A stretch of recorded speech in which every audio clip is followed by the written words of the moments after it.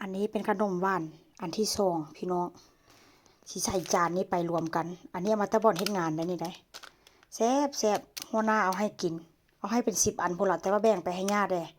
แซ่บขนาดใดนี่นะมะพร้าวนี่นะค่อยสิไปหาซื้ออยู่แต่ว่าบ่ฮู้ไปซื้ออยู่ใส่แซ่บแซ่บ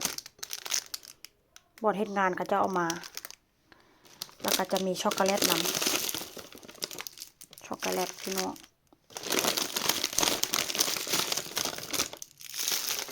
ช็อกโกแลตนี่ก็จะรวมกันใส่แบบนี้เลยอันนี้ขนมมะพร้าวพี่น้องแซ่บแซ่บนี่นะลาเฟโยนี่นะอ่านถึกบุแซ่บขนาดไหนข้างในเป็นมะพร้าวก็จะผสมรวมกันแบบนี้เลยแซ่บแต่ว่าก็จะมี2-3 อันนี่แหละขนมก็ได้พี่น้อง